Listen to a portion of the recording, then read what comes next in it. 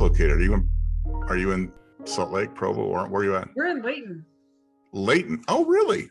Yeah, I know. I asked Tina, I said, so what's the deal with Kyler? Can we do a picnic? Can we see him? But I haven't heard, so I don't know. She didn't answer? Well, she said, I'll find out. And then I just haven't heard back. Oh, so. You know what? I'm a rule breaker. I would probably just, do you have his phone number? No, You know what? I'm going to give you his phone number. Feel free to share it. Do I have his phone number? So where does he actually live at? The address is... you're frozen. Is that me? Am I? How about now? You were, but it's probably just mine. Yeah. Let me see if... Anyway, yeah, let me know where he's at. So where is he actually at? Do you know? Yeah, I was just gonna look and see if I actually, I have, sorry, I'm jumping around here. Let me see if I actually entered his information in here or not.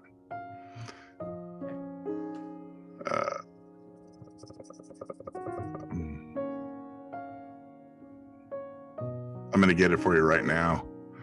So give me just okay. I'm gonna send this off, and then while we're talking, hopefully it'll come in. Yeah, because I think I would, again, like I said, I'm just a rule breaker. And so, better to ask for forgiveness and permission, I think. Hey, you know what? You do your little thing like, hey, whatever, just like your dad. Your dad does it just like that. That's funny. Yep. I was just with him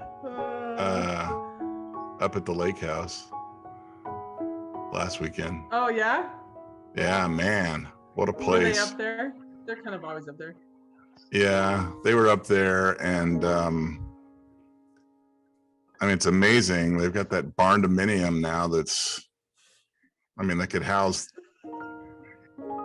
everybody. I love it, though. I love it. Yeah. I know. It's pretty cool what they're doing, because they're totally doing it for all of us. They're doing it for everyone else to be able to enjoy it.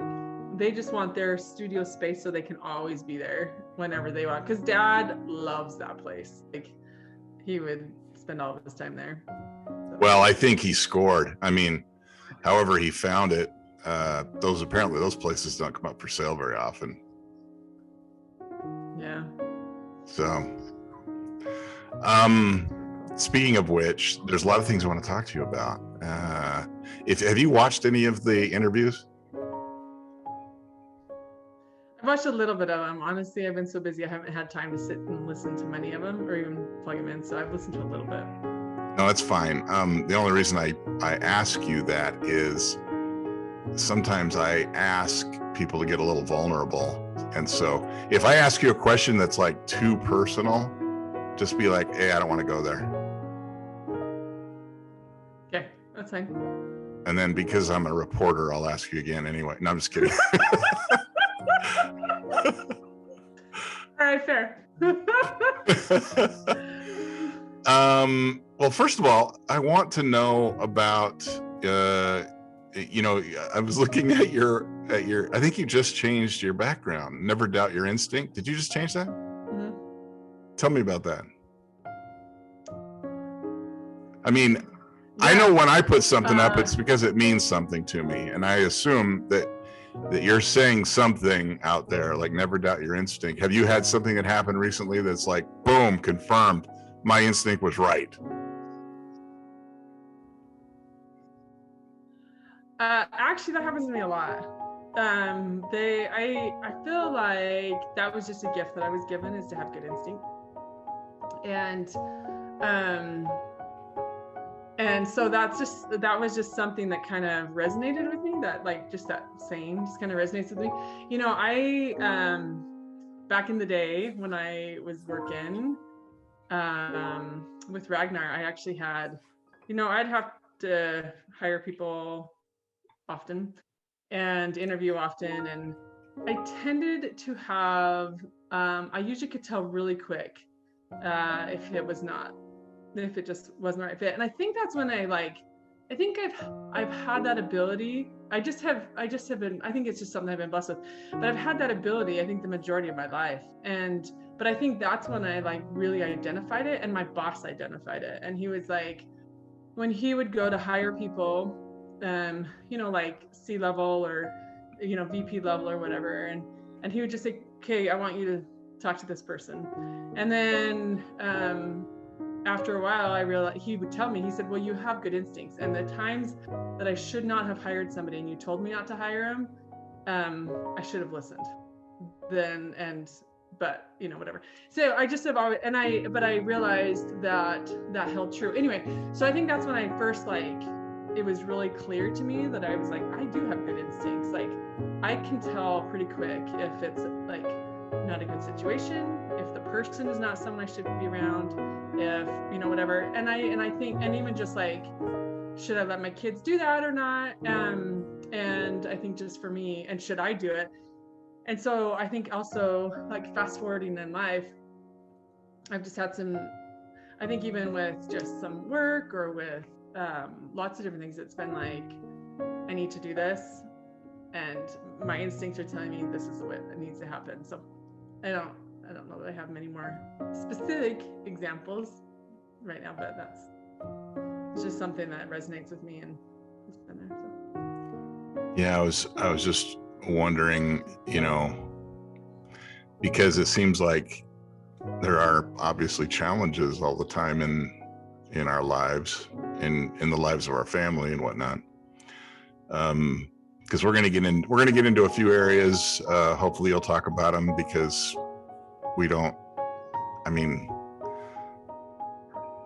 I felt like, as close as I could get, I felt like I had a connection with your mom,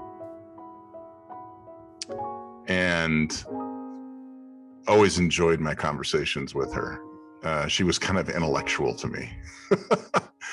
And not that I'm all that cerebral, but I liked talking to her. I liked where she was coming from. I thought she saw the world through some of the same lenses I see it through. And I'm wondering how you think she has affected you as you've gotten older.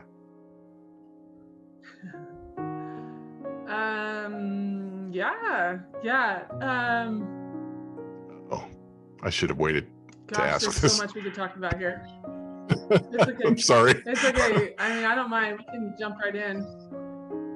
No, it's okay. Honestly, I don't think that, I don't feel like my mom has necessarily struck a chord with me, it made me emotional for a really long time. So I don't know what it is. But yeah, I don't mind talking about it. So ask your specific question again. What is it that how is she influenced? Yeah, when you think about yourself and the things you do every day in your life, and I know because my dad died in 1992. I know that your mind goes to your mom on occasion. On those times, what are you grateful for when you think about your mom? What are some areas where you think, wow, I'm sure glad my mom taught me that?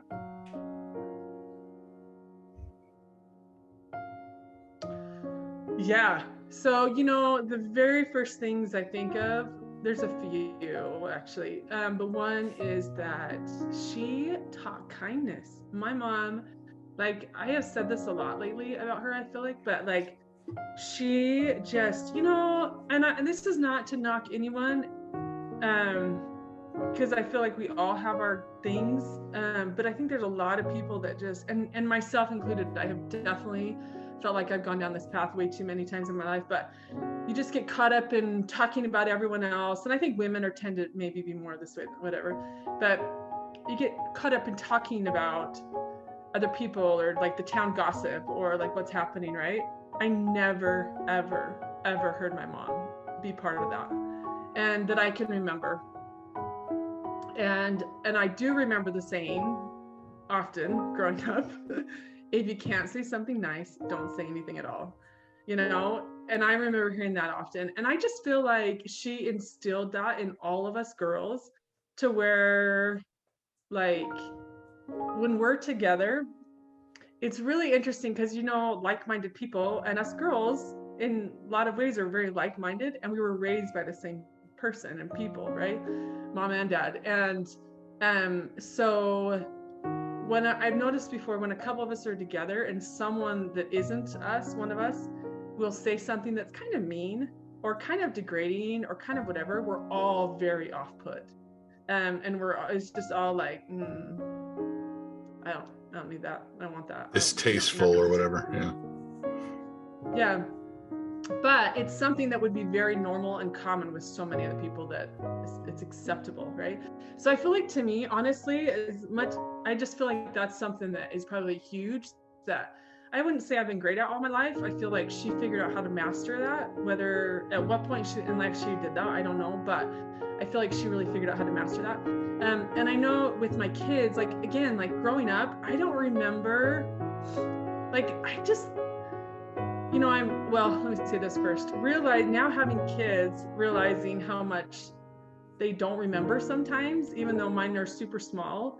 I'm sure I did a lot of things when I was young that were just like, Corissa, can you just get this right?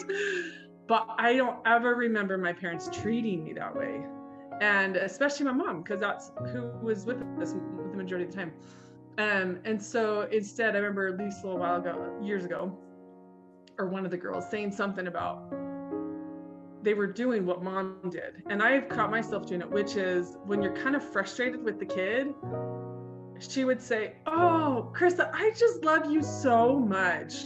And that would be like her response, as opposed to like, dude, you idiot. Like, that's so funny. I have one that I say, I say, you're so good looking. That's funny. Yeah. But as the kid, I tell you what, though, like, as the kid, that does wonders, because I definitely, when I was younger, all I remember is, man, mom loves me and I'm awesome. It wasn't like, gosh, I can't do things right, or mom doesn't like me for this, or mom hates that I do this, or I am this, I'm this. It's all negative. It was like, yeah, I'm pretty awesome. And I think we're all that way, because now we all feel like we're pretty awesome. But that's very cool.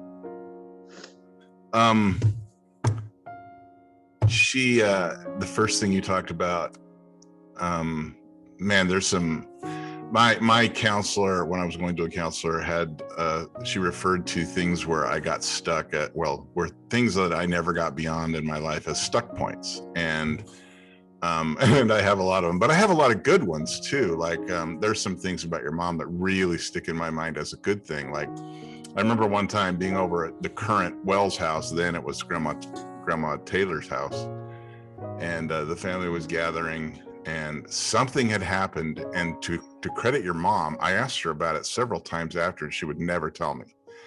But something had happened because she stepped in there and let everybody know what she thought about gossip. And I loved it, because back then, I too had been the subject of some gossip. And so I was appreciating always the way that she stood up for things like that. I thought that she was pretty powerful. And another time up at the Moses Lake pool,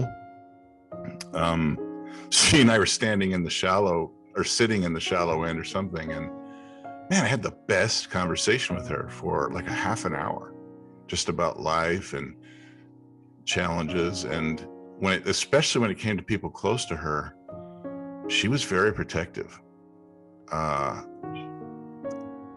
Even with people she trusted. Like, she might have trusted me as much as anyone, but if there was anything that even touched against someone close to her, really close to her, you would never hear her say anything. Lips, like tight-lipped. Yeah, it was awesome. Actually, both, the way they wanted their privacy back in the day, I always thought was exemplary, because I think, even doing these videos to a certain extent breaks my rule on privacy. But I'll tell you the reason why I'm doing them. When I started doing these, it was for me. I wanted to get to know my nieces and nephews better. And that was going pretty good. And when I talked to Vard first, because he was the first person that I talked to, and I said, hey, do you mind if I share this? I think people would like to see it. And so I shared it, and man, the response was just overwhelming. I mean, people seem to really love it. And I don't know what the deal is, but his video was already in like less than 2 weeks has had 200 views or something, which when you're thinking, okay, probably just family's going to watch this, that's got to be more than family watching it. Because even I couldn't watch it more than a couple of times. I mean, so when yeah. So actually I need your help. I need to solicit your help, and you can tell me no. You can say, I actually anticipate what you might say, but I hope you'll help me anyway. I would like to get all of your sisters on, but I really think like you're the first one who has said, yeah, I'll do it. And I kind of anticipated you would be, because you're very outgoing, and I feel like you try to be helpful whenever possible. But I want to get them all, but particularly Sarah. I don't know.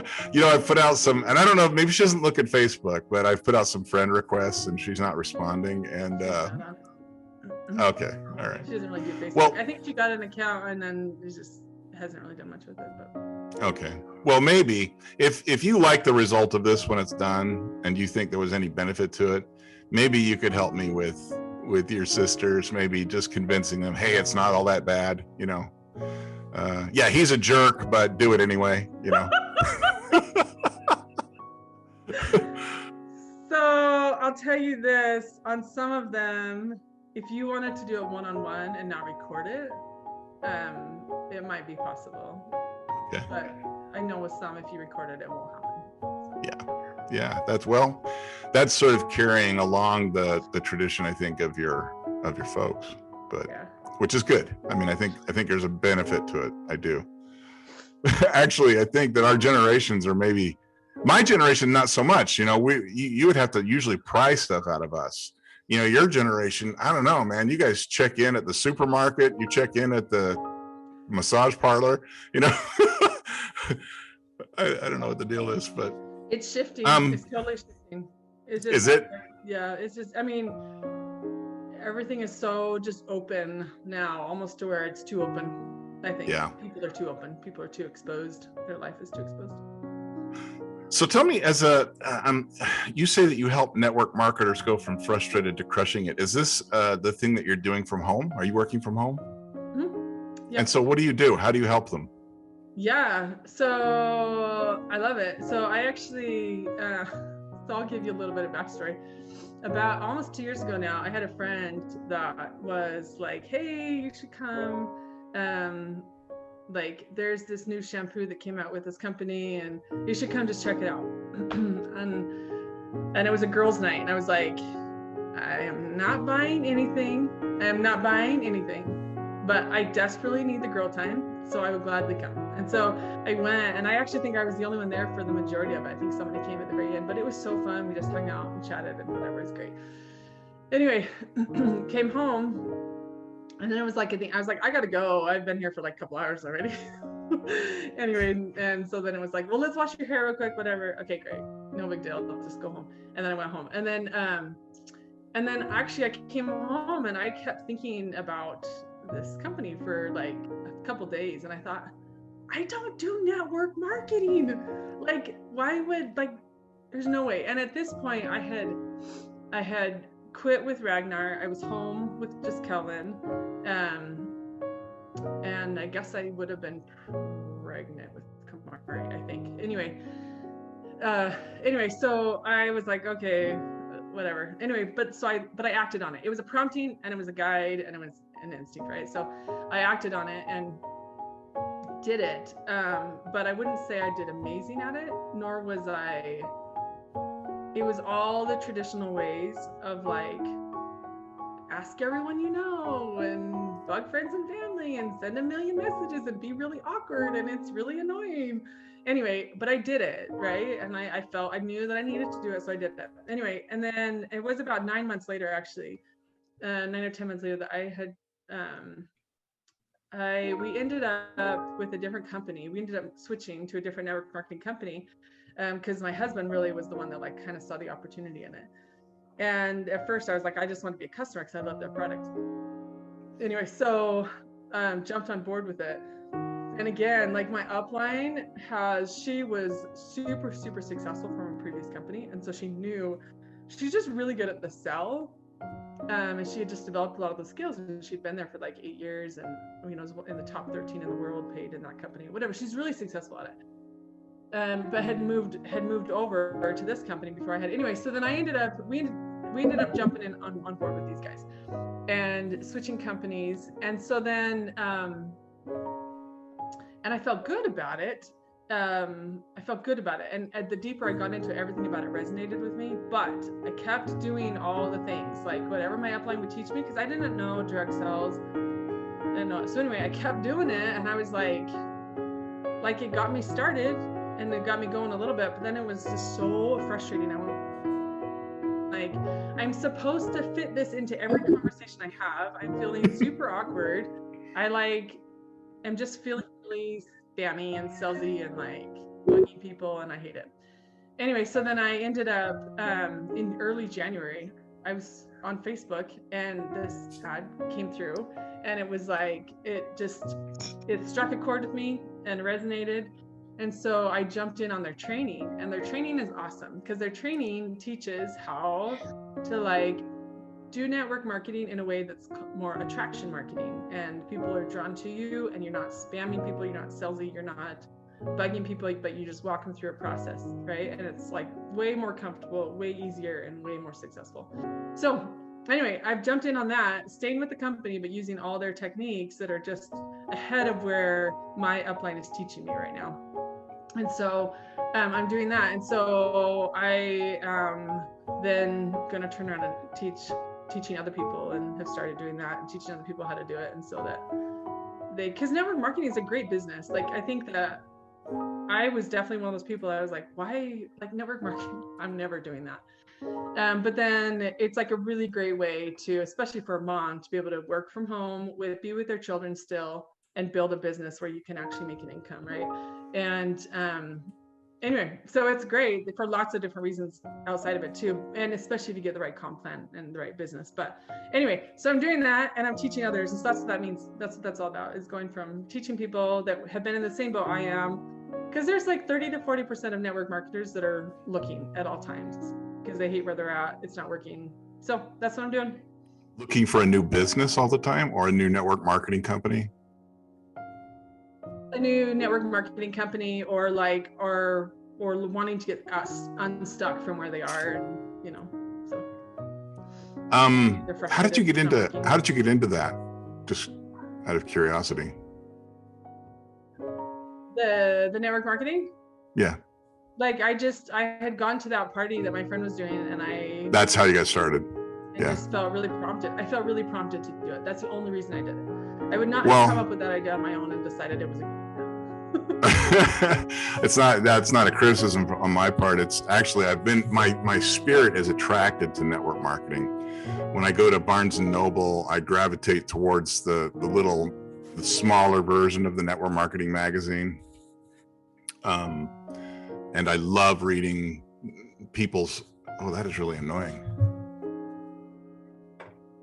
I love reading people's, that's not going to work.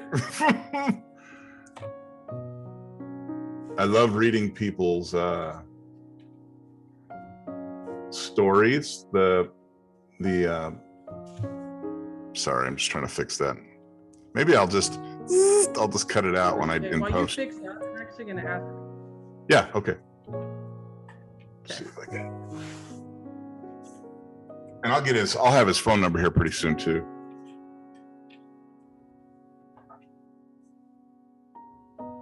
Okay. I'll be darned. I didn't do anything different, so I don't know what's going on. Anyway, yeah, so I'll get you his phone number here pretty quick. so I love reading about people that are in the business, and their lifestyles have intrigued me for a long time, because it seems like obviously there are people who don't do well in network marketing, but there's people who don't do well in anything. Yeah. But the people who do well, or even marginally well, seem to be quite happy. And the thing I love the most. Go ahead. Well, it provides a lot of freedom and flexibility. So like in a typical 9 to 5 or whatever time of job, and you have to go into an office, or even, if you have to be tied to your computer a certain time at home, like it just is hard. Like I was there, I did that, right? And it was hard when, especially when, I had a kid, and then it was like, well, I have to go to a doctor appointment. So I've got to take time off of work to go do this. I've got to, do all these other things. Instead, it just gives you, when you can make it work for you, it gives you a lot of flexibility but a lot of financial freedom at the same time, right? And you go to bed at night and your bank account is still growing because people are still ordering. So, do you feel like you, because you were raised on a farm, did that with sort of, I feel like farmers are entrepreneurs naturally, like they have to learn to make ways to make money all the time. Do you feel like the influence of the farm had anything to do with your gravitating towards it? I don't know, but I have thought about this a lot, actually, just over the last month or two, because I look at all of us girls, and in one way or another, we are pretty much all doing or like working on something. That's because there's Sarah has got to make money, and so she's doing stuff like esthetician stuff, and she loves that, but she's figured out how to do something that she loves. Hannah and Jake have done it for a long time. Kurt and Russ are always thinking of stuff to do. Liesl worked on that sewing business to find ways to make money. Catherine and Spencer, they're probably in the most traditional roles, but they are always looking for ways to invest and increase their dollar. And then Rachel, she's a total entrepreneur and doing woodworking. And I feel like all of us, but it's just in the last month or two, I've been like, that's interesting. Like we all, to one degree or another, and we're all girls. And that doesn't mean like right or wrong. That just means like, if you follow the traditional role, you're stay-at-home mom and you just do whatever, right? And that's not bad. I think there's a lot of need for that, but I've noticed that we all have found things that we need to do or want to do. So, I had wondered at one time if without getting into the specifics, but the things that happen to us when we are young, and maybe even the things that I exposed my kids to, or the things that I inflicted upon them. I wonder, so you're all women, and it's funny that we have to qualify that. Not that there's anything wrong with that, but you're all women, and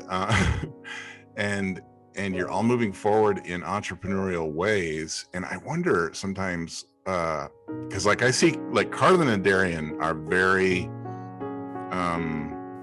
they're very matter of fact. I mean, they are moving forward like soldiers in developing their own incomes and figuring out what they're going to do. They were raised at a different time in my life when things were different, and then the last three are much more traditional in that they're getting traditional jobs and they're working for a wage, and I can't help but think that I didn't have some effect on their choices. I mean, I like the independent mind more, even though it can be slightly more insecure. But I kind of wonder if the experience that you girls had, with mom and dad coming up, if it didn't steer you towards entrepreneurialism, like you want to have your own income, you don't want to wake up surprised one day. Yeah, I wouldn't be surprised. I really wouldn't. But honestly, before I had felt prompted to do network marketing, I was very much, I worked for somebody else. And I definitely had the mindset of I do not want to be the number one. I'm a really great number two. I'm a really great support. I'm a really great worker. I can do a lot of good things, but like, I don't want the burden of number one, of like the boss, the owner. And now I'm like, I'll take it. I like it. Oh man. So, but you did pretty well in that other role. I mean, as I guess I don't really know it, you know, intimately what you did, but it always seemed like you were kicking butt. I mean, working for Ragnar and the stuff you did for them. Mm-hmm. Do you do a lot of traveling with them? Yeah, I did. I did do a lot of traveling with them. It tapered down towards the end, like at the, you know, last, but yeah, I traveled a lot with them. And it was fun. I got to see, like, from the travel side of it, like I got to see parts of the country that I never, ever would have seen, because these are 200-mile courses and you have to do a court, you have to, you know, you go do the work on the course and it covers 200 plus miles. And so you definitely are seeing countryside to big city to countries to, I mean, it's just gorgeous, and places that I love now that I just never would have even gone to, never would have even known about. So yeah, that was fun. I got to travel with them, and then just, I learned a lot. I learned a lot there. And I think, you know, that was definitely stepping stones. You know, you look back at your life sometimes and you think, wow, like, of course I didn't see it at the time, or I didn't know what it was going to lead to at the time, but like, this leads to this, which leads to this, which leads to this, which leads to this, which leads to where I'm at now, you know, and anyway, so. Interesting. Tell me about, I want to ask you about the kids, but particularly, I want you to tell me about the kids, but I want to know, I mean, you've already told me that this shift in your personal, in your professional life allows you more freedom to do the things you need to do with your family. But as you tell me about your kids, I want you to work in what you see your next 5-year goals looking like. Like, what is it that, because to me, you're someone who's so driven, and you are like, it seems like you have goals in mind, and, you know, the kids fit into that somehow. How do you see your personal goals meshing with the kids' first formative years, I guess? Yeah, you know, so this one's a little tricky for me, because I'll be honest, I'm very selfish. And I learned to love business, and I learned that a lot from Ragnar, and I put a lot of time in with Ragnar.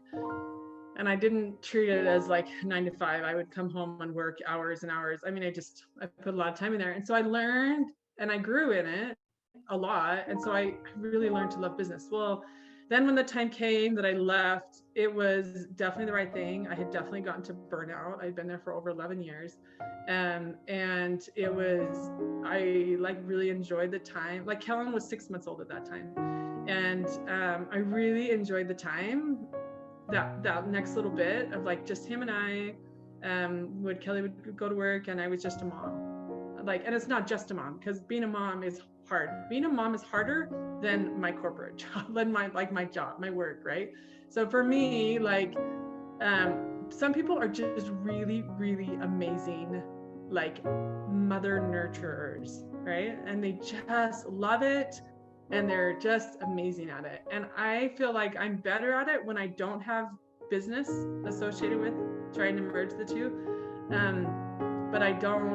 But I'm missing something when I don't have the business associated, you know, some kind of business.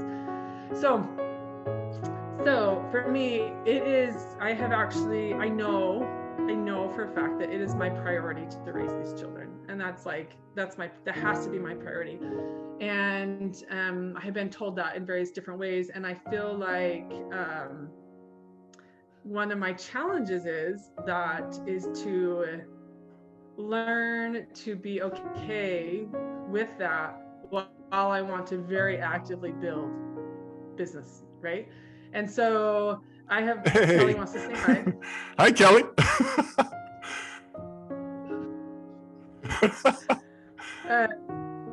Oh, I like the hairdo. The hairdo is awesome. That's a studio in there. Oh yeah. But it's a little, you know, I'm fooling everyone because that's actual video running back there, but it's just a trickery.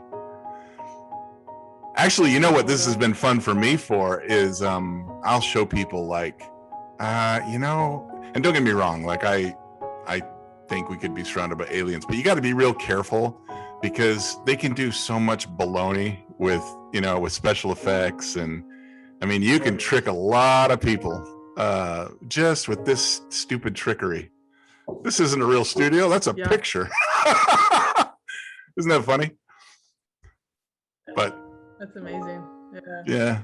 On some virtual backgrounds, it's a lot easier to identify right away that it's a virtual background. And this one was actually a little harder. So. Yeah, I actually looked for something special for this interview because I've been running something else that didn't look like a room. And then this actually opened my eyes because there's a few guys I follow on YouTube, and I'm realizing, oh, they don't have this beautiful home. That's a picture. That's But yours is real because I saw Kelly walk up behind you, so I know that that's real. Yes, this is real. Yeah. Well, it's nice to meet you, Kelly. He's gone. He says hi. Okay. So anyway, I think that for me, I've known that I need to, my priority is the children. What I want to do right now is I want to dump 10 hours a day into work. But I've had to scale and be like, okay, I have neighborhood girls that come over for 2 hours each day, 5 days a week, after school. There's a couple of them, they have to split it because they're young, and that's what works, is a 2-hour block. So most of my work is done during that and after they go to bed at night. And I know, because I know in their behaviors as well, when I am too distracted, their behaviors show it. And so I'm really, really trying to consciously put a lot of effort into, this is a time and a season, and they have to be the priority.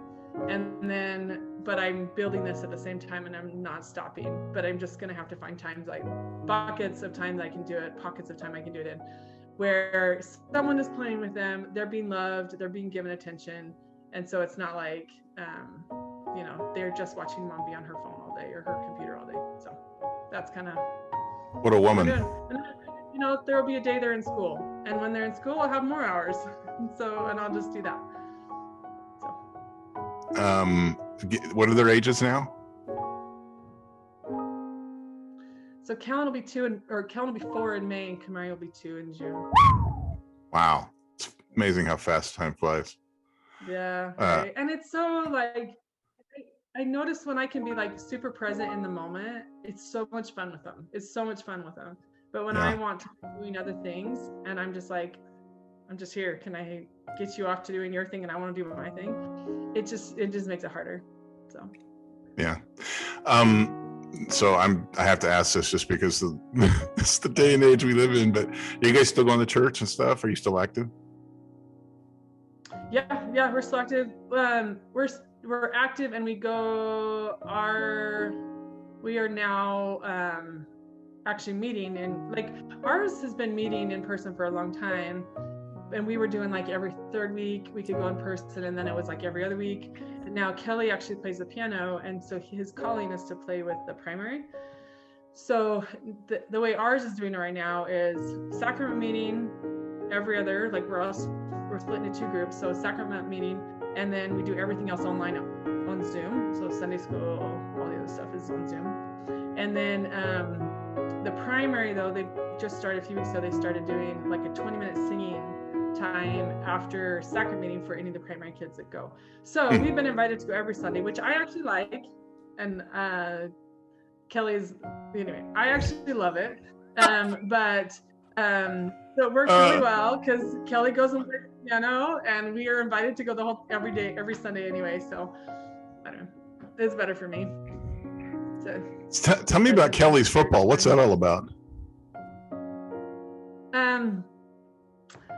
He's played forever. So he played in college.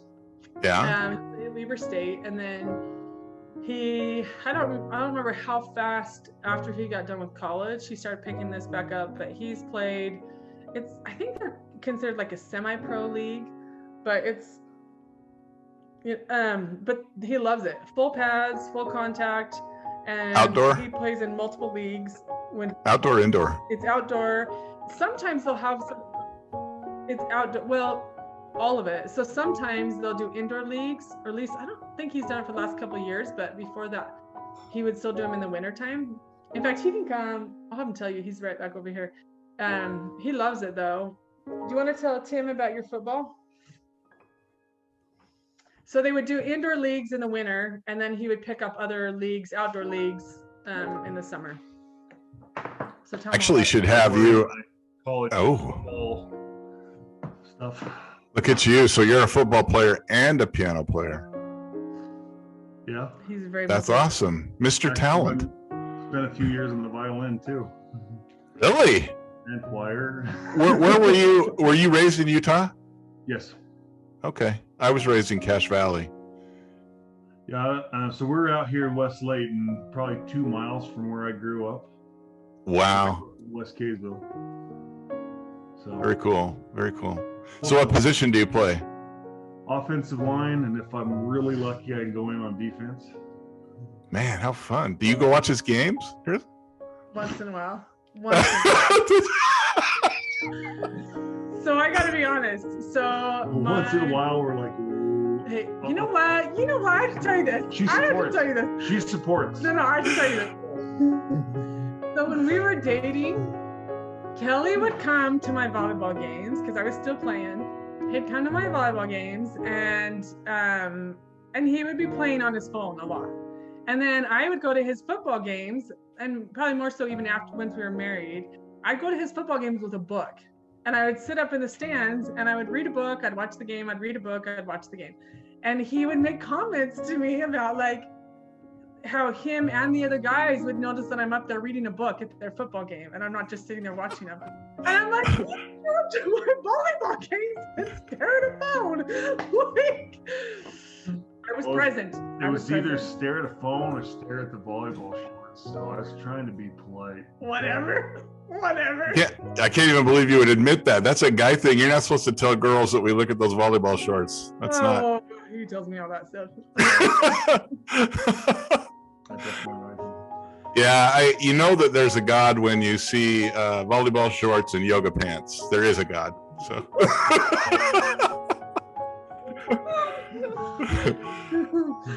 Oh my gosh, so funny. So I finished college in 2003.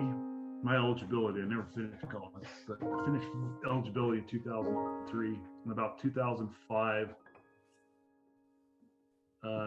he was more of a walk-on, fourth string running back up at Weaver State. He called me up one day like, hey, I'm playing in this, rec league, semi-pro league, whatever you want to call it, but we don't have any linemen. Will you please come play and block? I guess, why not? So I started then, and it's the RMFL, Rocky Mountain Football League. And back then there's two divisions, a lower and an upper. They were in the lower. Spent 2 years with them, but I was bored. And we're playing up in Idaho the second year, and this record lasted for a couple of years of the most penalties by a single player in a single game. But I'd grab a guy, I'd headbutt him 7 or 8 times until they fell over. Then I'd go find someone else and keep doing it all game long. The refs hated it, but I was just bored. It was a chance to hit people, great, but and then in the year he's like, so I'm gonna change teams next year and go to this other team. I'm like, all right, I'm coming. So like 19 people went with us, and I stayed with that team for 5 or 6 years until they ended up the owner moved to Elko and just kind of fizzled out. And I've moved to the team I'm on now, but yeah, I've been playing since 2005 in this league. So the team I'm on now, we joined a league in Vegas for a couple of years just because it's better competition. That folded. We're back to the RMFL, and then this year we joined it's called the GDFL. It's a national league. So every region has their games, and then at the end of the year they get together for a national playoff. So it's fun, national recognition, but it's still rec league. Well, so that's a cool story, and I started. Yeah, it's what I'm getting all the audio. I'm noticing the video is a little bit choppy here and there, but that's okay. We're getting all the audio and then it pops back. So I don't know if it's like doing every 10th frame or something, but usually it clears up over time. So at some point down the road, if you're willing, I've done an interview with Kiowa, and I've done an interview with Cole, and there's several in-laws that I've done interviews with, and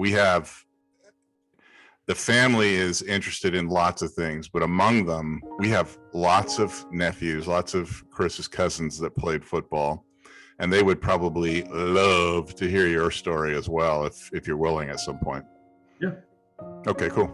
All right, well then get off the screen.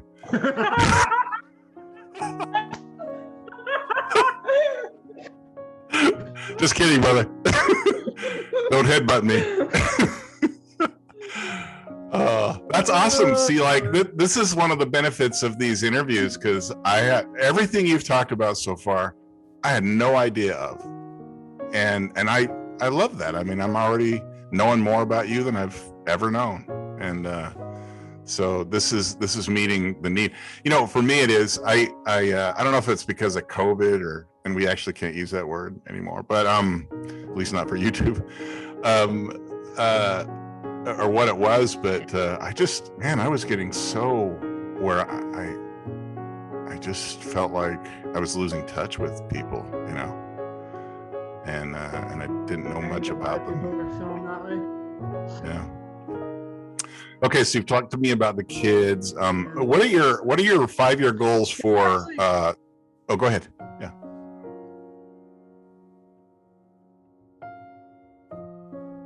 Uh-oh, now you're frozen. This is actually cool that you're doing this for a couple things. Like a couple years ago, maybe it was. Can you hear me? You're back. Okay, now. You're back. Yeah. So a couple years ago, I remember feeling so I have to back up. So Joyce Rowley did videos of my mom before she died, knowing ALS is terminal, right? And so knowing that, Joyce and mom would get together and they would do videos. And so we have a video of mom that we can watch. I mean, you could almost watch the progression of the disease. And then there was a point when they just stopped doing the videos, and it was just her telling stories and, whatever about life. And there's been a couple times I've just turned it on in the background and just listened to it as I've gone about my day, whatever, just to hear her voice and just to, be able to do that. And, but so that happened. And then I just have felt, then I would come across so many people that were like, my dad has this, my mom has this, my sibling, whatever, all these illnesses that were potentially going to end up in death, right? So, and I remember thinking, I would tell him, if you can do one thing, record them, because it's such a treasure to have that once they're gone. Because sometimes after time, I mean, you can look at a picture, but sometimes maybe you're not this way, maybe it's just me. They just start to fade. They're there, but you might forget exactly what their voice sounded like, or some of their mannerisms, or some of that. So anyway, so I would do that anyway, and I started thinking, I need to do this, especially with my in-laws, and get some videos of them. So I got a little bit done, but not as much as I would like. But plus, it's good for my children to be able to see what their grandparents or Kelly's side, their great grandparents or whatever that was, it looked like, and to get to kind of know them a little bit. And so I started doing a little bit. So I was thinking of that when you started doing that.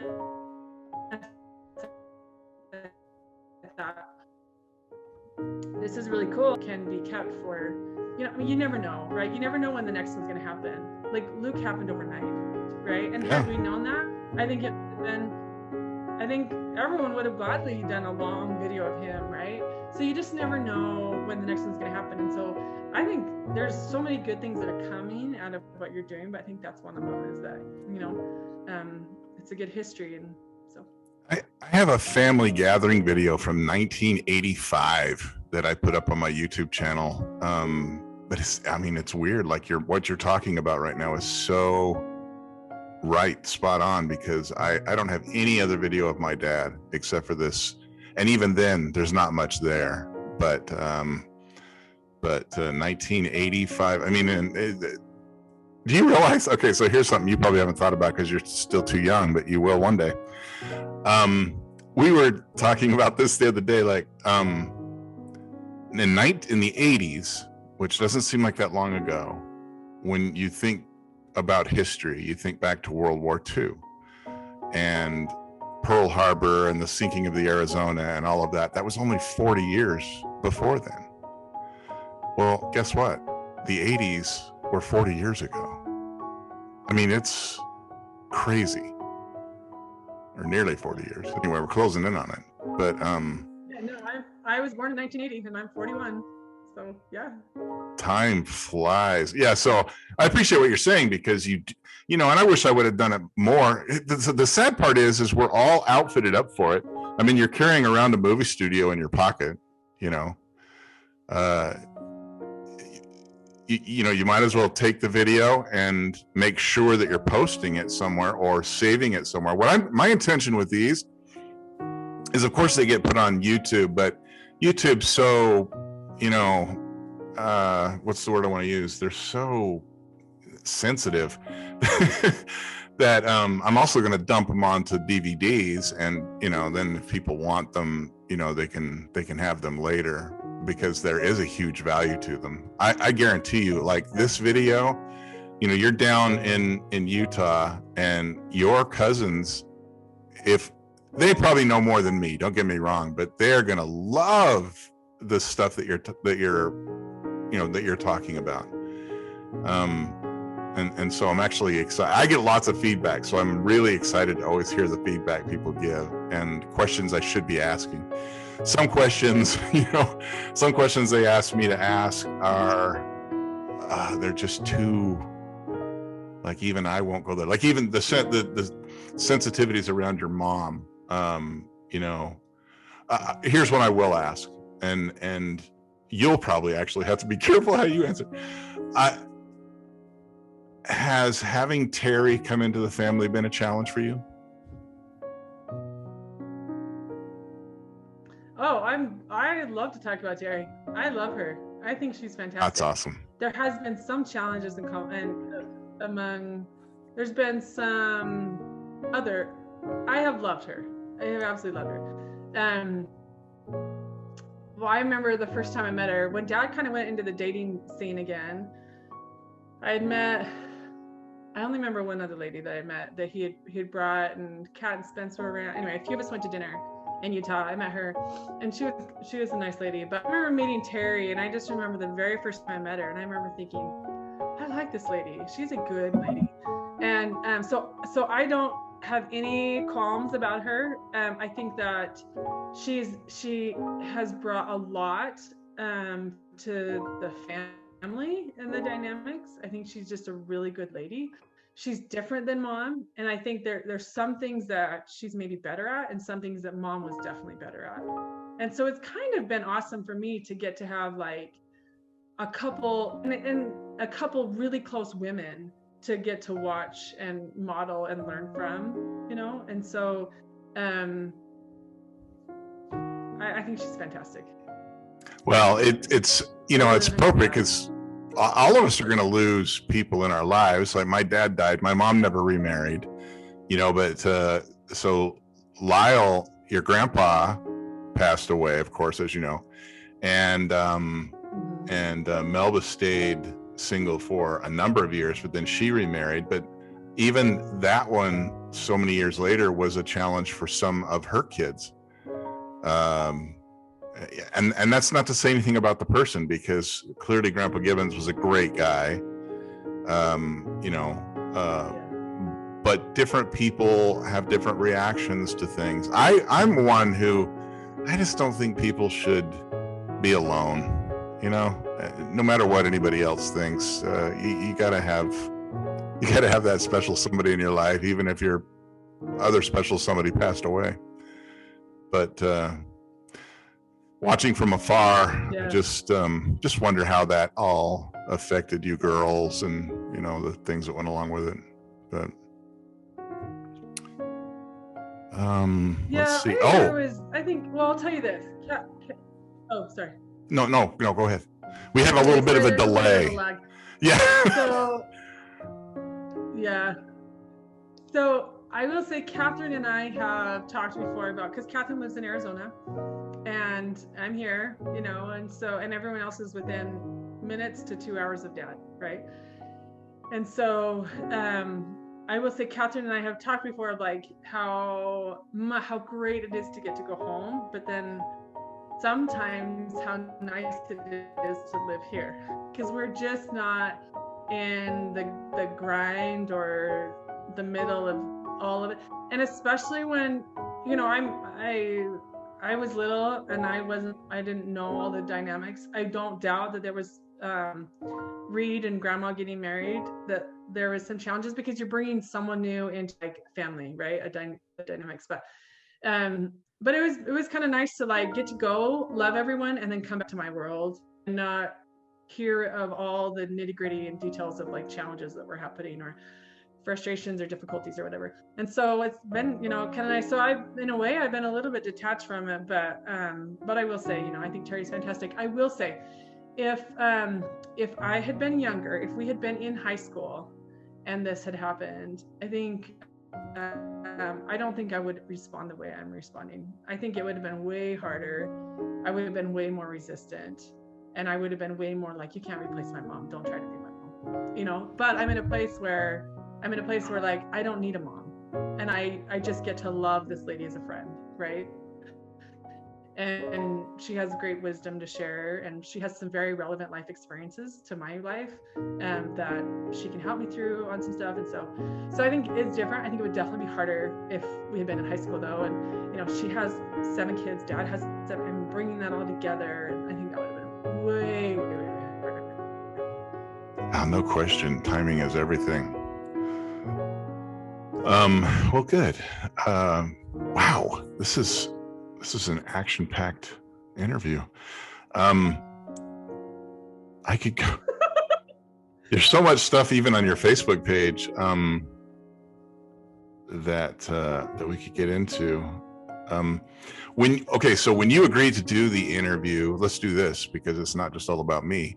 When you agreed to do the interview, what kind of things did you feel like you wanted to talk about, or the things that you were willing to talk about?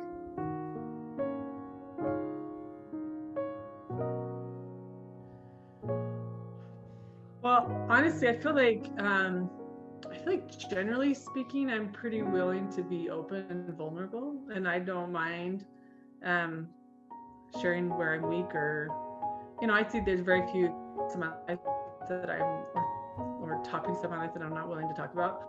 So I think I was just open to going where you wanted to take the conversation. Honestly, I didn't have an agenda. I just really thought, okay, I'll just go where he wants us to go. So. That's pretty cool.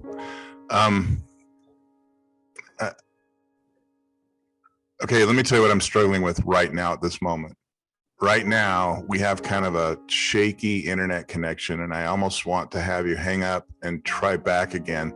At the same time, if you feel like you've already done too much and you want to get on with your day, I understand that too. I could be here with you for hours, so whatever. You tell me where you're at. Do you want to try to reestablish this? I'm happy to keep talking. Yeah, we could totally do it. I'm actually happy to keep talking. In my effort to like pound out work, because I have beautiful little children, grandma took them last night and has them through like tonight. So very cool. I'm having a great day. So we got time. And let's do it then. Let's disconnect. I'm going to end the meeting, save the recording. Let's have you, and then I'll start a new meeting. I'm going to send you a new invite because it's going to give me a new invitation link. And then let's try to establish a connection that's a little more solid. Okay. Sounds great. I'll just wait for the new link then. Okay. All right. Bye-bye. All right. Awesome. I just looked up Kyler. Yeah? I just looked up his address. He's like 4.8 miles from me. You're kidding. Just almost directly east. Now, there's probably a church on every corner there though, but yeah. His mission office is in that stake center in that area. So. Oh, in that area, yeah. Yeah, I'm sure there's probably like 4 stakes between him and I, but yeah, we're close. Well, his phone number, I don't know why it's taken. I don't know why it's taken him a while to get us this, but I'll have it to you hopefully. If it doesn't come in the interview, I'll have it to you today or tomorrow. Okay. Okay, let's see. Okay, so I want to get back to, because I'm really interested in this, I want to get back to, I think you do essential oils, if I heard that correctly.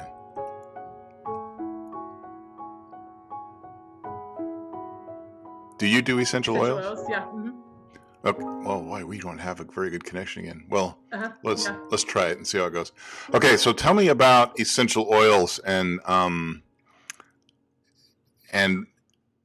is that just, could you have marketed any product, or is that a product that you really promote because you really believe in it?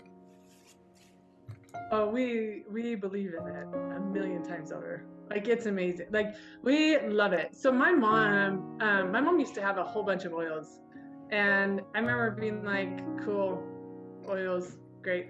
But I was already into natural, like into natural healing. Like, I was super open to natural healing, and but I didn't know anything about the oils at the time, other than people have them. And then when she passed, she had a lot of oils, and so we all got to kind of divvy them out, gave some away, and then it wasn't until Kellen would get sick a lot, and so I just had to keep dumping like antibiotics into him, and I am not a big fan of antibiotics, especially the more I learned about them, just because. Yeah, they usually do their job, but then they kill all the good stuff at the same time. And it takes 2 years to replenish the good bacteria in your gut. So then if you're sick again in those next 2 years, it comes easy, right? Well, Kellen, being little, was like I would have to go to the doctor and they'd be like, get an antibiotic. And I felt like I was doing it often. So then I had these oils that I had not really used, and I thought, okay, well, I guess it's time to start figuring out how to use them. And Kellen was a preemie. He's like 6 weeks early, came home on oxygen for a few weeks.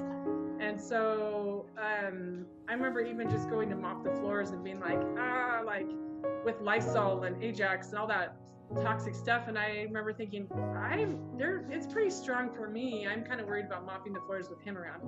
So I think that's when my transition from like trying to get rid of a lot of toxins and chemicals in our home went really fast. And then anyway, so I started to I had a neighbor and I said, how do I use these on him? And how do I get rid of these things? And I started asking different people a lot of questions. And then I tried them and they started working. And so now, and I think one of the biggest like visual things for me was when like we have tile floors and high, tall chairs. And so he would be on a chair, he'd fall off and he'd get a big, nasty goose egg. And so I was like, well, I heard helichrysum works for that. So I put helichrysum all over it. Bam. Like, I mean, it would usually be a goose egg for days and it looked like I beat my kid. Instead, it was like within 12 to 24 hours, that was like pretty much gone down and yellowed. No longer like nasty bruise. So that was, I think, the first time. That was when Kelly was like, oh, maybe those work. And so now, we use them all the time. He has his own oil collection that I'm not supposed to touch. And so, anyway, so yeah, they work a lot. And now we have I don't do antibiotics anymore. If I go to a doctor and they say do antibiotics, I go home and I'm like, okay, these are the oils I need to use, and I just do oils. I don't do antibiotics.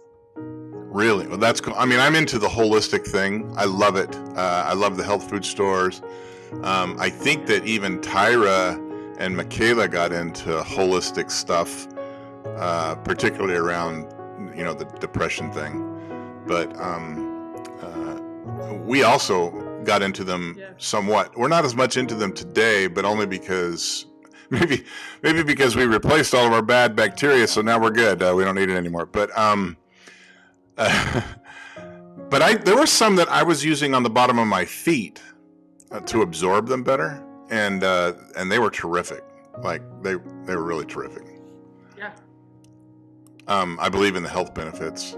So what else? Do you market anything do you market anything besides the oils?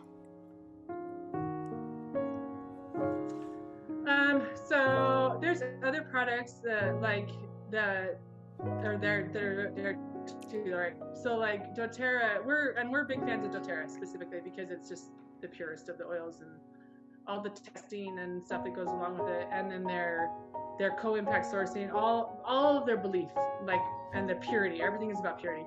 And I'm just a big fan of like everything they stand for. So they have a whole food vitamin supplements that is amazing. Actually, I will say that this is personal, but I remember when I was in high school, I remember hearing people talk about how like you should poop every day, and I was like, that's weird, I don't do that. Like my body just, I don't know why, I didn't know how to fix that. I didn't know what I needed to be doing.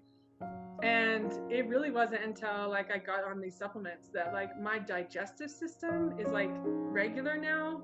Like my body's working so much better, my brain is working better, I don't have as much brain fog, I have more energy, blah blah blah blah blah, right? So many things. So like there's vitamin supplements, there's like proteins, there's skincare, I mean there's stuff, but it's all within that same company. We just do that. So that's how I keep playing football too. Yeah, actually Kelly, oh yeah, he used to come home in a lot of pain after he played, and it lasted a couple of days, and now he like puts these oils all over, and then after the games, he's usually, once in a while it's still bad, but usually he's like, I feel good. What's the best one for inflammation? Yeah. What was that? I was wondering what the best one for inflammation was. Like, I assume you use them on your knees and ankles and stuff. Turmeric and copaiba together. And that's in an oil? Yeah. Well, that makes... You get in a pill too, but I do pills every night. I used to have some bad cankles. Like my calf, the size of my calf was the same size all the way down my leg to midway down my foot. 2 weeks on turmeric pills every night, I got ankles again. They're nice. Sexy bee. A lot. Yeah, he used to wear compression socks all the time. He doesn't anymore. And yeah, gosh, the list goes on. There's we can help you with whatever, pretty much. There's a few things involved. Well, I mean, I think it's important to talk about because we have tons of family members that have tons of issues. I mean, everybody has issues, right? And I'm really no different. In fact, I have something that I do for, it's not an oil though, but it's probably the same concept. It's a foam that I put on my calves and my thighs for cramps. And it's got magnesium and potassium, I think. And it works. People, yeah, they're like, what? You apply that topically and it soaks in and it works? Yeah, those muscles need those nutrients. And when they get them, even coming in through the skin, it works. Yeah, so oil's got to be the same. Yeah. Yeah, we've used them. I've used them for bouts of depression. I don't have like chronic bad depression, but I've definitely had some bouts of depression. I've used them for that, and I was blown away with how well they worked. We use them for pain, we use them for inflammation, we use them to replace antibiotics, we use them for like sore throat, ear infections. Open up your airways so you can run faster, longer. Yeah, so he does this concoction where now he boils some water. He boils water because peppermint actually increases your oxygen in your blood. Yeah. And so, and we know that you have to have that to perform better, right? So he does this concoction where he boils water and then he puts in peppermint, spearmint, eucalyptus, and reef. Yeah, he puts in a few different oils and then puts it in his thermos, takes it to his game so it's still hot, and then drinks it a little bit before. But now the guys on the team will drink it for him. They'll take it and they'll be like, oh, and then Kelly will come back to it and it's gone. Or like a lot of the guys are like, Kelly, what oil do I use now? What do I do for this? That is so cool. Like you're marketing with your lifestyle. Yeah, and it's nice too because like, let's be real, there's a lot of medications that are addictive, right? And there's just no addiction to these. Your body will crave good things, but it's not an addiction. And so you don't have that side of relieving pain and stuff. So yeah, huh? That's very cool. Pretty awesome. Okay. Wow. Okay. Well, what else are you into that we don't know about? Well, I mean, within reason. Oh, I don't know. Like, I feel like, once I told my mom, I was like, this was years and years ago. I remember I saying, I feel boring. I feel like a boring person. No way. Like, not even. Well, but this is what she said. She said, that's because you live with yourself every day. Oh. Like, you live with yourself every day, and so you don't see it, maybe, and anyway, so I don't know. Like, I like gardening and yard projects and sewing sometimes and cooking once in a while, but not when I have to do it every meal. And I don't know, health, fitness, running, exercise. I don't know. You know what? What's interesting about these interviews, there's a whole study on interviews, right? Because maybe it's possible that because I'm related to you, I'm your uncle, that you are, and everybody does this, by the way. This isn't, and it's not a criticism, but we want to qualify our answers. Like they have to fit into the church's teachings on this or that, and we go through this whole process of things where we justify what we're saying, and everybody does it. But I think so. What I wanted you to know, like the way that I perceive you, is really cool. Like, and I think the way I perceive you is very similar to the way other people perceive you, which is not that you're not a mother, we know you are. Not that you're not a wife, we know you are. But that you're a professional. Like you're running your game. You're up there. You're doing your thing. Of course, I don't even know. One of the things that kind of bothers me is looks like you've been doing the network marketing for a while, and I, for whatever reason, still thought you were doing Ragnar. But did you run into family when you were doing Ragnar? Did you have because I have family in Cache Valley that they've all got the Ragnar t-shirts. They've been to lots of Ragnar events. Yeah. So did I ever do it with the family? You probably did and didn't even know it. They don't know. They certainly wouldn't know you yet. I mean, they might from this interview now, but like family, like extended past, like my cousins. Well, okay, like my side of the family is in Cache Valley. You wouldn't even know who they were. You could have handed them a T-shirt and would never even had a clue that that's my uncle's nephew, right, or whatever, on his side. Wow. Well, that's good. So do the Ragnar people come after you? Go ahead. Do they come after me? Do they? Yeah. I mean, do they want you back? Oh, okay. Wait. Sorry, you were breaking up a second. So do they watch my back? Do they want you back? Oh, no. That's like I don't want back. Like that was like what 3-4 years ago, and I was so burned out. Like I loved it, but I was burned out. It's not even something I would be interested in. Yeah, but he doesn't. Oh, okay, all right, that makes sense. Well,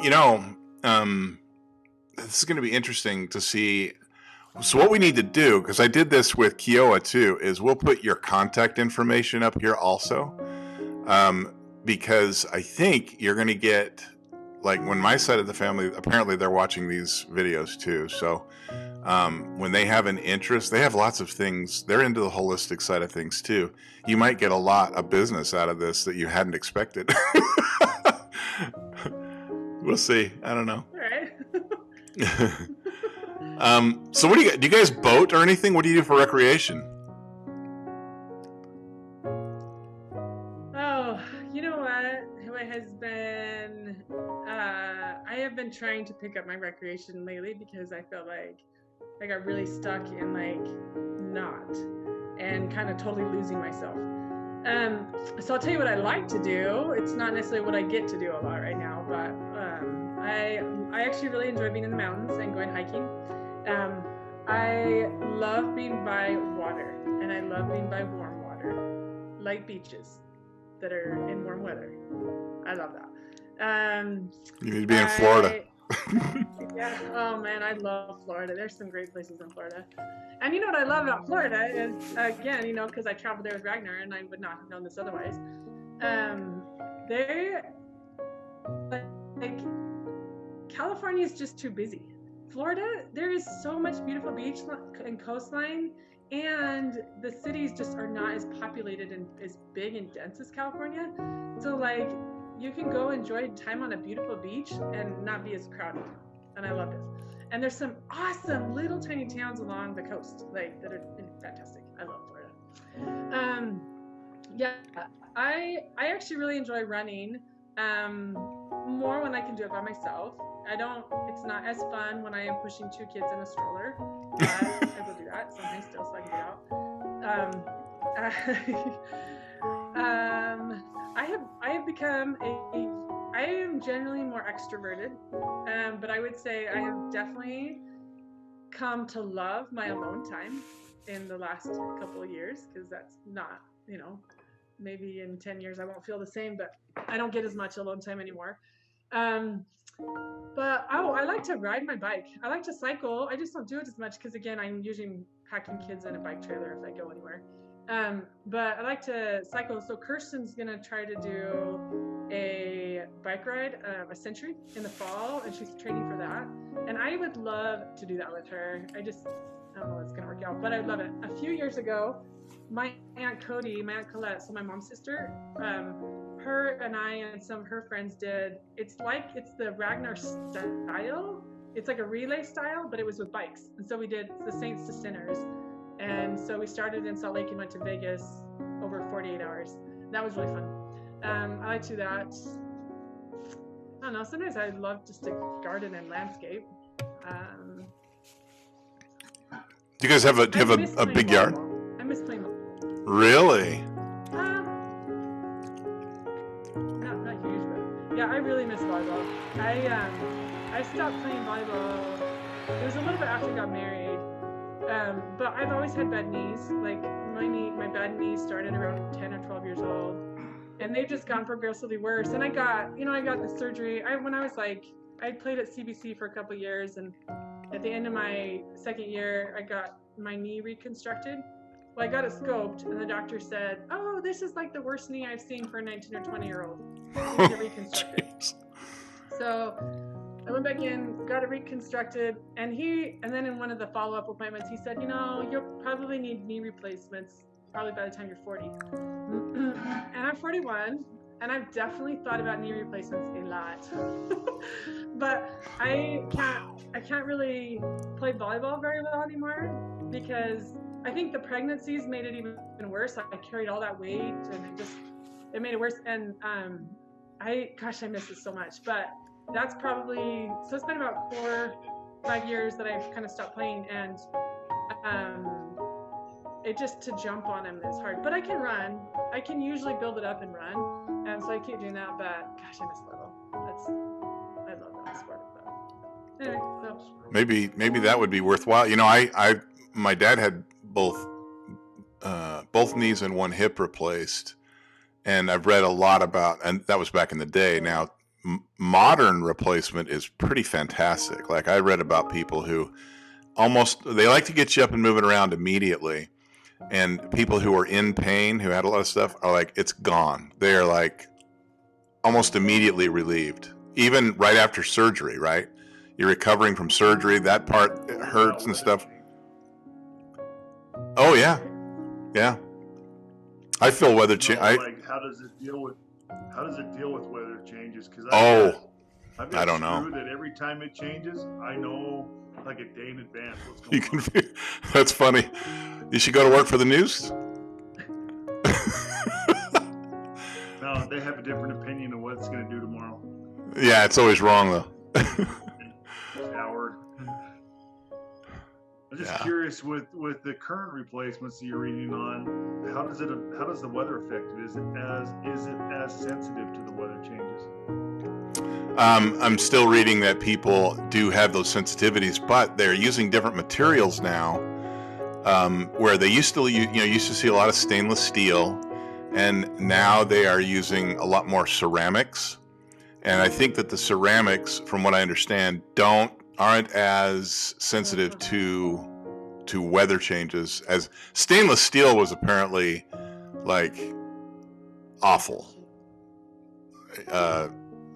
And man, you could Yeah, the not same that you could drug. tell exactly what's going to happen, but Right, there was going to be a right. change.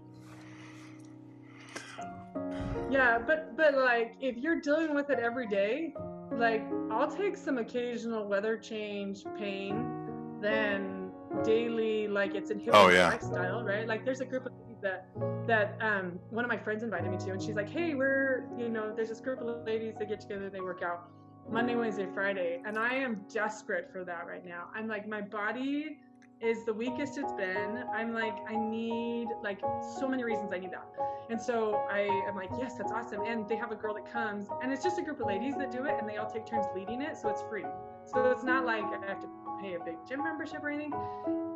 But then I just pay this girl to watch my kids that comes and babysits while we're there. Anyway, so I've been going, and I am like loving it so much, but whenever they do, like, I squats, anything with my knees is painful generally. So like, but I want it to work because I want the muscle back, and I know what it takes to get there, right? So like squats, lunges, like all that stuff, it's like, oh, this is gonna hurt so bad tomorrow, and it hurts in the moment too. It is what it is. I hope Terry that actually got you her knee replaced. who did? Terry actually really recently did. Oh, I didn't know that. Kind of a painful experience. Yeah, I didn't know that. Yeah. Yeah. Well, I hope that you know enough how to ease yourself back into it. I was I don't know why I didn't have anything going on in my business, but Carlin needed some help this spring disking some fields, and so I went and drove the tractor.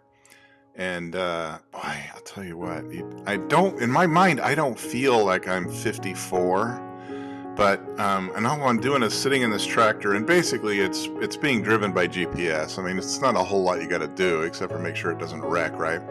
But I'm looking back over my right shoulder, and so my body is turned, and my left leg has to be on the clutch or near the clutch, and so I'm spread like that, and I don't know what I did. At first, I thought it was like a groin pull or something, but it is getting better, don't get me wrong, but it has been weeks and weeks, and I think I did something to my hip, and now, like, if I'm sitting here right now, when I get up from this position, I will feel a ligament that has somehow gotten out of place or gotten stretched or something, and I have to kind of move around to get that pain relieved, because for the longest time, it wasn't healing, and I was like, you got to be kidding me. Like, I'm talking about a hip replacement at 54? Come on, right? But then I thought, right after it happened, I thought, well, what I'll do, because I like to lift weights, so I was out in the garage, and I'm like, I'm going to do some deads. Oh, wow, was that a mistake? That's why I'm saying, work your way into it, because it is funny. So I started doing these deadlifts, and I feel good because I'm dead, and I'm dead, and I'm dead. And the next day, my hip, it was like you could have taken the ball of the hip and cut it right off, and it wouldn't have hurt any worse. It hurt. Yeah. But that's it's boring. cool. Sorry. No, I think, I don't feel 41. But my 30-year-old body was a lot more limber than my 40-year-old body. I think I can do that. I could do that 5 years ago. I can do that just fine right now. Let's just do it. No, that's not smart. No. Yeah. Wow. Okay. So wait, I want to know, I know this is kind of about me in a view, but what are you doing right now? What is like your career, occupation? What are you doing? Well, I started a company. What a mistake. So I started doing this thing called, I called it Picture It. And what it is it's 3D virtual tours of homes, because I thought a year ago when this happened, everybody was freaked out, and it didn't bother me. I've been everywhere without a mask. I've never got anything, unless I had it early on, because as I inhale a peanut, there was a time when I was sitting up late at night and I was working on my computer, and this was back in March a year ago. And all of a sudden I felt this unbelievable pressure, but it was moving up. And at first I thought, am I having a heart attack? you know, but it was in my lungs. I mean, I could feel it in my lungs, but literally within 2 hours, it was gone, and I never had anything since. And the only thing I can think is maybe that was that kind of hit and then left, like my body fought it off or something. Yeah. But I've been everywhere without a mask. I've never had anything. And don't get me wrong, I know it's real, and I'm gonna have to cut this out, by the way. I can't use or YouTube will. Yeah, YouTube's gonna flag me. Well, I'll just cut it out. But anyway, my experience is that I have doctors that are all LDS, that everybody seems terrified of this thing, and hardly anyone knows anyone who's had it. My sister-in-law had a sister that passed away. But you know what it is? If there was truth involved here, and this is as political as I want to get in these, but people are dying with COVID. They're not dying of, and that's the problem, is that it's what you've had in the past. It's always some version of a virus, and so I don't want to be insensitive, because I know there are people that are absolutely terrified by it. So far, knock on wood, I don't know anyone who's had it. I don't know anyone who's died of it. My doctors tell me when they feel like they're not going to get in trouble, that there's hardly anybody in our hospitals that have it. Yeah. Like, it's, in my opinion, my humble opinion, I know it's real, but I think largely it's BS. Baloney. Yeah, it is. I agree it's real, and I agree that it is, I believe that there are pre-existing conditions that COVID amplifies. Right. On the other side, I know of a couple. I don't personally know someone that's died, but I have friends that have had friends that have died from it, or associated with it, whatever. On the flip side, I know of, not personally, but again, friends of friends, I think it's 2 people that died from getting the vaccine, or the vaccine triggered, triggered whatever. And I'm not a fan of that vaccine yet. I tell you what, I'm not taking it. I might take the Johnson & Johnson vaccine. Until it's years tested. Exactly, because the animal testing is being done on us animals. But anyway, so I started Picture It, and bought all the equipment and got all invested up, and about a year ago. And then the thing is like house sales went through the roof. I mean, things go on the market and they sell like in no time. And so talk about misjudging a business opportunity, because what I thought was going to be a real requirement, because people were terrified to go out. I could go out and I could do all the houses, and I could put them online, and then people could go look at them without having to actually go to them.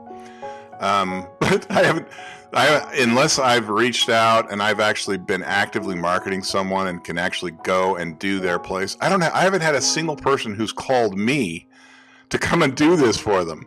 Right. The only time I'm getting any business is if I'm in front of someone and I'm like, you're going to buy now. We're going to do this, but otherwise the houses are selling too quickly. And so nobody wants to spend the money. Yeah. It's probably better in a downturn, or like when houses aren't quite jumping, but yeah, they are. And here too, like, it's ridiculous what people are paying. And they're paying well above top dollar, because that's the only way they're going to get that house. So it's, yeah, but it's crazy. We have lots of friends in real estate, actually. Yeah, well, in the Tri-Cities right now, because I was a real estate agent at one time, but there are more real estate agents than there are houses for sale right now. It's true. There's a lot of real estate agents out there. Yeah. Well, it's something that if you, I'm familiar with a lot of the really successful real estate agents here, friends with them and whatnot. And for those who are in it and marketing themselves properly, it's very lucrative. I mean, you can make a lot of money in real estate, but for the vast majority of people, they might make $5,000 every couple of months or 3 months or something. It's like a second income or whatever, starvation wages. Yeah. So. Yeah. Cool. So picture it. So tell me. So what is that kind of like your main thing right now then, or are you doing some other stuff? I do graphic design like always. I mean, I've always done graphic design and that kind of thing. I do some contract stuff for places like Signs by Sue occasionally. Just depends on what they need. They got some equipment that they don't know how to run, and so I get to go down there and help them once in a while. But it's not like back in the day. Back in the day when I was really working for a good wage, I was the marketing VP of marketing at Geesa Credit Union, but that went away, and then I had my thing with my foot that, my goodness, it took me out of the game for several years. I had a bone removed out of my foot, and there was. What was going on? Well, I went to a podiatrist because I had some kind of swelling on one side of my foot, and I was like, I don't know what this is. And he stuck a needle in there and put some kind of steroid in there, and it got horribly infected. I mean, it swelled up huge. It exploded. It swelled up so big, and so the long and short of it is that after lots of different things, they finally went in and removed some bone that just wasn't healing. They put me on 2 kinds of antibiotic, vancomycin and Zosyn. So I was taking antibiotics 5 times a day, and also trying to keep my good gut bacteria up. It was awful. But I was completely immobilized. I couldn't move. If I went anywhere, it had to be by scooter. And even then, my doctor was like, you can't do this because all it's going to take is one time. If you're slipping off that scooter and your foot hitting the ground, you're going to be in trouble. And so anyway, for a little while there, we got on some short-term disability, which helped. But that literally took me out of the game. In fact, even now, I still go to Dr. Carter. He's a foot and ankle specialist, because the skin, where they put everything back together, the skin, it didn't knit quite right, and so it was cracking. Like, it was cracking in the opposite direction of the incision where they did the surgery. And I got pictures of all this, but it's really gross. But it would continue to crack, and it would crack open unless I continually ground that skin down, grind it down. But then he introduced me to a new product that he came across, which is it's a prescription strength cream of some sort. And I'll be darned if that stuff it was amazing. Like, within a week, it healed that right up, and it's not cracking now. I have to stay up on it though. I have to keep applying it and that sort of thing. But yeah, I mean, for 3 or 4 years, I was really thinking my life is over. This is the rest of my life. I'm gonna sit here. I gotta sit here. I mean, I was depressed, man. I was depressed. Yeah, because everything. I used to like to play ball. I was very active. I used to hunt, all kinds of stuff that is suddenly, because you can't even, like, when I would go up to your dad's place, even at the lake, I couldn't get in the water. Oh, really? Oh. Yeah, you can't, unless, because what you got to do, even to shower back then, I can now, but back in the day, I have to tape a bag on my foot just to take a shower. Yeah. So. Stick your foot outside the shower while you're showering. It's not very Yeah.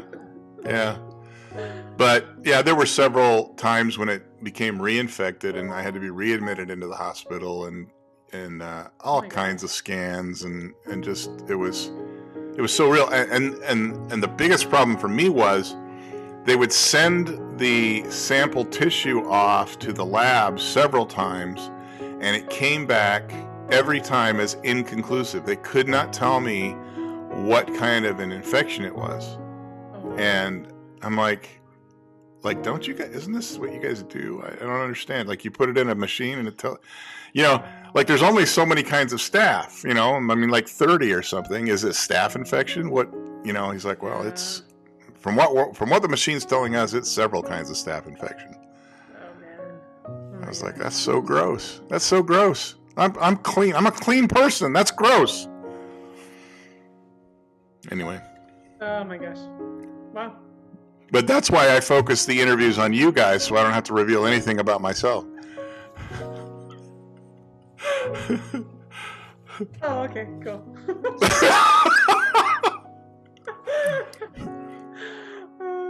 I want you guys to be vulnerable. I don't want to be vulnerable. Oh, isn't that funny how we are as humans sometimes?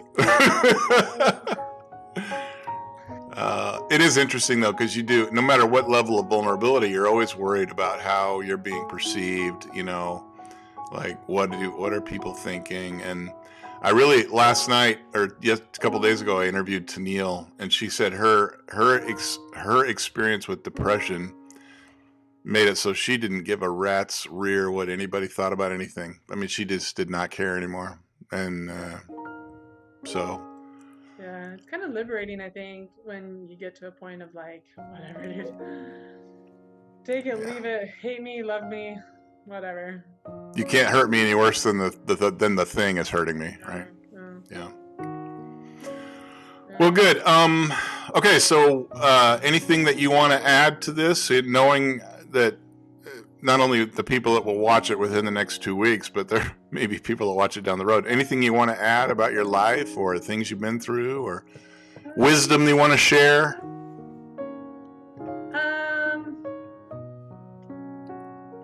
Well, I'm not sure how much I should share on this, but I will. I think it's important. I think this is something that I actually feel needs to be addressed more often in the world. And I'm not sure if my sisters will love this or not, but it's about my mom, you know, like, I think my mom was pretty, so I lived with her and I knew a different side of her, but even me knowing a different side of her, I still didn't know a lot, right? Like, she still was just a really private person. But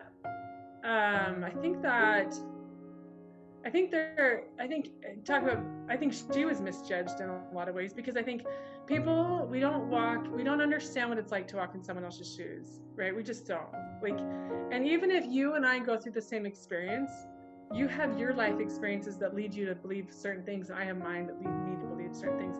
So even if we go through the same experiences, we could maybe like empathize with each other. We could like recognize that it's hard, but it's still not the same, right? So my mom actually grew up with an abusive father, right? And it was just not, like, it was bad in a lot of ways, and I don't think I understood that until, like, I knew some of the stuff that happened, I knew all that, but like my life, it's like not until I'm getting to where that would have, like, oh wow, this is how that would have been if that was happening in my home. Oh wow, this is how that would have been. Did I maybe start to piece it all together, right? And kind of really understand a little bit better. And I think that influenced, so I think that influenced a lot of the way my mom behaved. And a lot of the way of, like, her protective, she's very protective. And all of her, and also her very, like, she just was cautious with what she said. But I will tell you, this is kind of funny. When we would have like friends come over, or like guys come over back in high school, early college days, and they're like, oh, I gotta meet your dad, or your dad, whatever. Then they'd go meet him and they'd be like, your dad, it's your mom I have to be worried about. Which was true. Which was totally true, And anyway, so I think my point is, like, I just think we just need to be careful about judging people.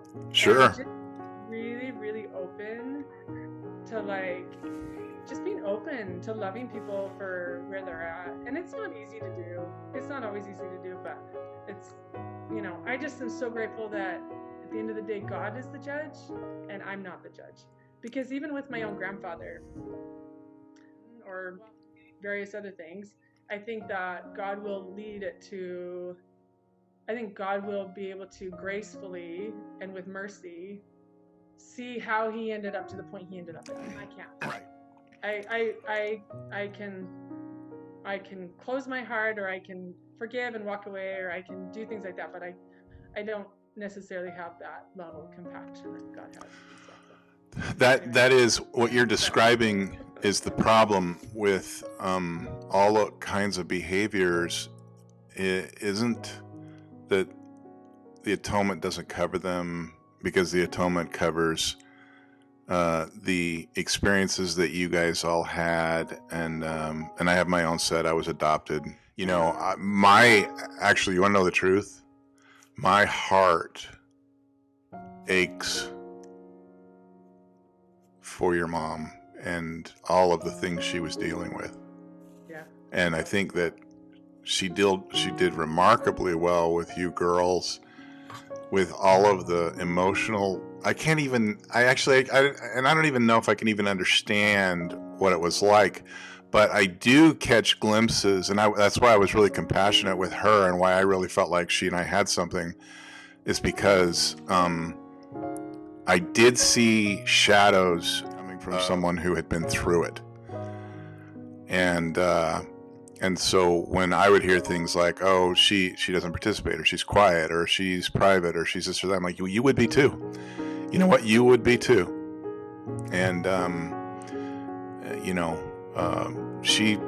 what a trooper. It's going to be interesting to run into her on the other side, especially for you daughters, because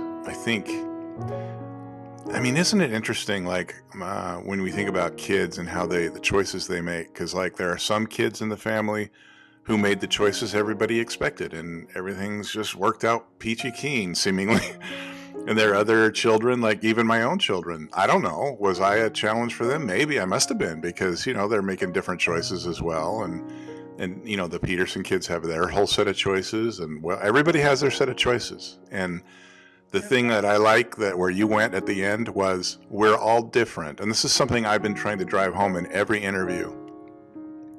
The fact that we have challenges, and they're all different challenges, but they're not lesser than anyone else's challenges. So is it possible, in some realm of possibility, that we could, knowing that everyone's going to experience challenges, can we forget about the fact that we think their challenges are less than ours, or that our challenges are somehow we want to forgive ourselves of things while holding other people accountable? And I'm hoping one of the things that comes out of these interviews is what you just described. Can we just love each other? Can we just put our arms around each other and just say, hey, you know what? I'm struggling with this. I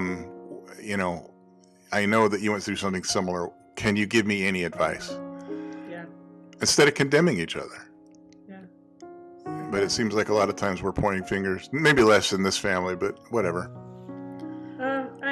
Yeah, but it's real. It happens, right? Like, so I have a couple thoughts actually off of that. So I will say this. I feel like this sounds very uncompassionate of me, but I legitimately, with all my heart, believe it and think it's okay, right? Is that, like, when Mom died, like, yeah, I'd love to have her around. Yeah, I'd love to. Now that I have kids, she died before I got married, right? So, like, she wasn't here for any of that, right? And so, and now once you're in the grind of marriage and kids, it's like, gosh, it'd be nice to talk to Mom. And I know it's not going to go anywhere if I talk to Mom anyway. So, like, it's nice to, like, have somebody that went through stuff, that knows me who I am. But I never want to walk in my mom's shoes. Like, I just don't, like, it was so dark. It was so dark, and it was so hard. Like, I don't ever want to walk in her shoes. And so because of that, I feel like ALS was a blessing. I really do. I feel like her getting to pass on and go to the next life, I feel like it was a tender mercy.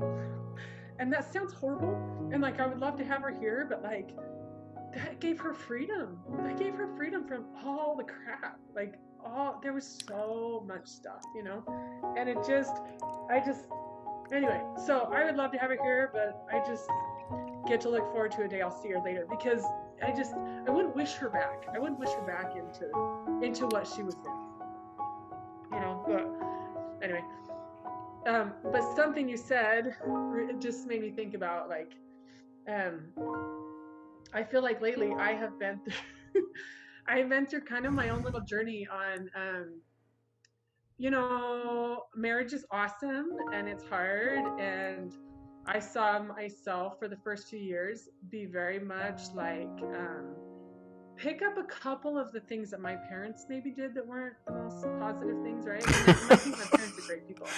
I just think that there were some people that things they did that, like, just some behaviors maybe that I found myself starting to do that weren't really healthy for my marriage.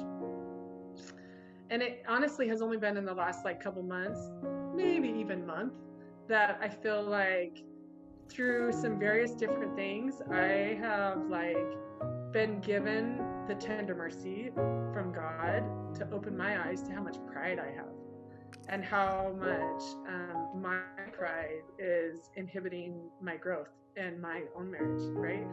And like, I want this great marriage, I want like all these great things, but like, it's so easy to sit and say, if he would just, if this would just, if something else other than me would just, right, blah.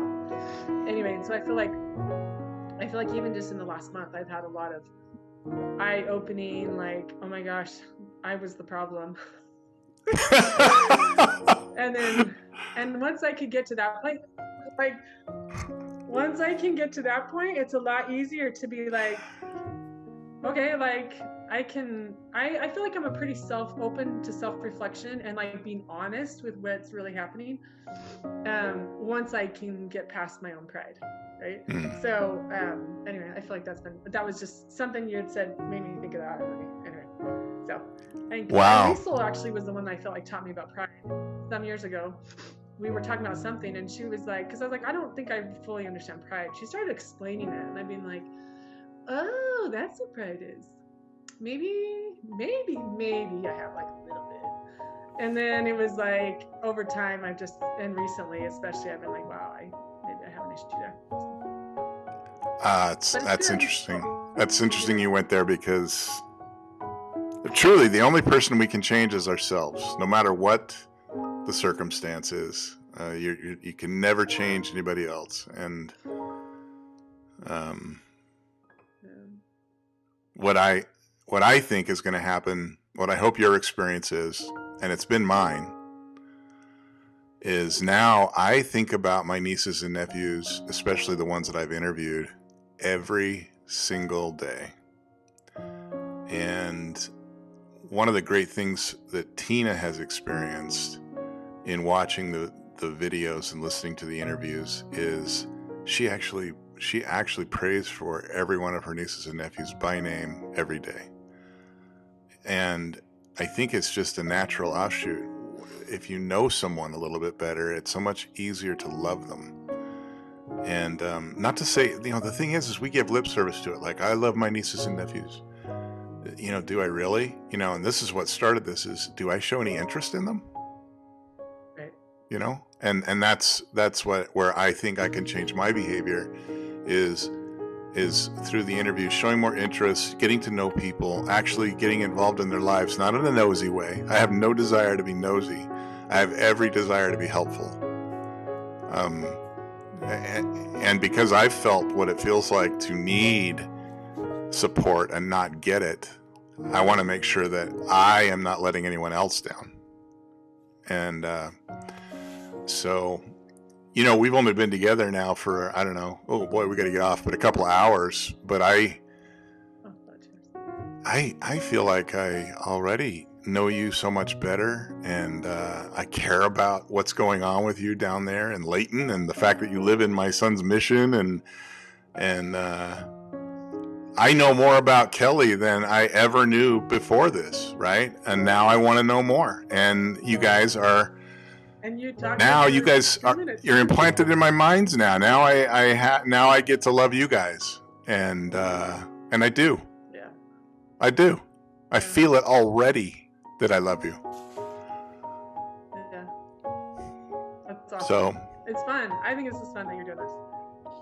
Well, and hopefully. I think for me, I feel like I could say the same thing towards you. Is like we don't. I think you're probably the aunt and uncle I know the least about. Yeah. You and Stan, probably. So it's nice to. While you focused it on me the majority of the time, like it's nice to talk to you for a second. But Well, I don't want any of you to feel. In this case, I don't want you to feel that I don't care, or that I'm not there for you, because I am and I do. And trust me when I tell you, I've got every problem everybody else has, and maybe more. So while I love you and I want to be there for you, now you're on the hook, because now you got to be there for me too. So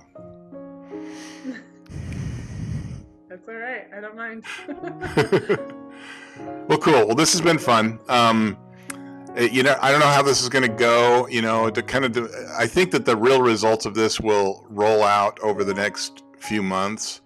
And if it's a really good result, something good might come at the family reunion. That's not why I did this. It just happens to be a family reunion coming in July. But if it's a really good result and people really like it, I think what will end up happening is people end up talking to each other more. But at any rate, there's certainly a bunch of people that I want to, sorry to use the phrase, but I want to circle back with and revisit a few things. There's going to be things like with you, there is this depth with you that maybe you don't see as much as I see. Like there's so much more. Like even though I feel like I know 10 times more about you than I ever did, I feel like we just scraped the cream off the top of the milk. You know what I mean? And so I do hope to get to know you even better, and hopefully you'll be willing, and maybe it doesn't have to be a recorded interview. Maybe we just talk on Zoom more often or something. Yeah, I'm open to it. All right, cool. All right, well, I love you. Have a great day, and you too. Good chatting. You too. Say goodbye, I guess, to Kelly, and we'll talk soon. Okay, I'm sure he'll love to do one of these. Awesome. Like really.